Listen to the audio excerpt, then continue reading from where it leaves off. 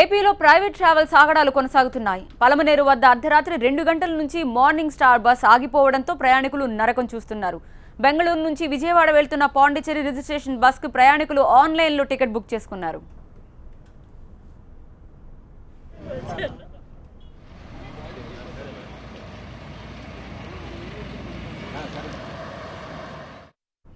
అయితే ఇతర రాష్ట్రాల బస్సులను ఏపీలో అనుమతి లేదంటూ పలమనేరు చెక్పోస్ట్ దగ్గర నిలిపేశారు ఆర్టీఏ అధికారులు.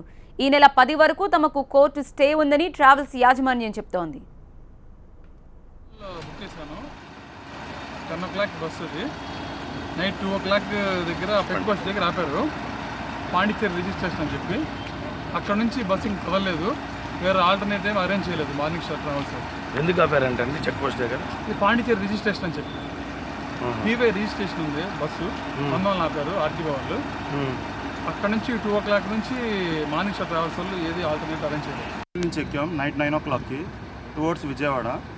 ఆంధ్రప్రదేశ్ చెక్ పోస్ట్ దగ్గర ఇక్కడ ఆపేశారు నైట్ 2 o'clock.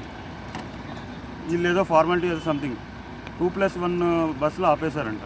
బట్ వీళ్ళు ఆన్లైన్లో పెట్టారు. మా ప్రతినిధి రాజు మరింత సమాచారం అందించడానికి సిద్ధంగా ఉన్నారు. రాజు, ఇప్పటికైనా వాళ్ళకి ఏమన్నా ప్రత్యామ్నాయం చూపించారా? అర్ధరాత్రి 2 గంటల నుంచి కూడా పలమనేరు వద్ద ప్రయాణికులంతా పడిగాపులు పడుతున్నారు. అయితే ఆర్టీఏ అధికారులు చెప్తున్న వాదన ఆంధ్రప్రదేశ్ లో స్లీపర్ క్లాస్ బస్సు ఇతర రాష్ట్రాలకు సంబంధించిన రిజిస్ట్రేషన్ ఉన్న బస్సులకు అనుమతి లేదు, అందుకే ఆపేశామని చెప్పేసి అధికారులు స్పష్టం చేస్తున్న నేపథ్యంలో వీరు మాత్రము తమకు 10వ తారీఖు వరకు గడువు ఉంది కాబట్టి స్లీపర్ క్లాస్ బస్సుని ఆన్లైన్లో టికెట్ బుక్ చేశాము. ఈ నేపథ్యంలోనే ప్రయాణికులు కూడా బుక్ చేసుకున్నారని చెప్పేసి ప్రయాణికులు తప్పు లేకపోయినా ఇక్కడ ప్రైవేట్ ట్రావెల్స్ యాజమాన్యాలు మాత్రము తమ ఆగడాలు కొనసాగిస్తున్నది ఇది ఒక చక్కని ఉదాహరణగానే మిగిలిపోయిన పరిస్థితి. అయితే ఇప్పటి వరకు కూడా ప్రయాణికులంతా కూడా పడిగాపులుగా వస్తున్నారు. ఆర్టీ అధికారులు చెప్తున్న వాదన ప్రకారం ఈ బస్సు ఎట్టి పరిస్థితుల్లోనూ సీజ్ చేశాం కాబట్టి మరో బస్సు ఆల్టర్నేట్ చూసుకోవాల్సిన అవసరం ఉంది.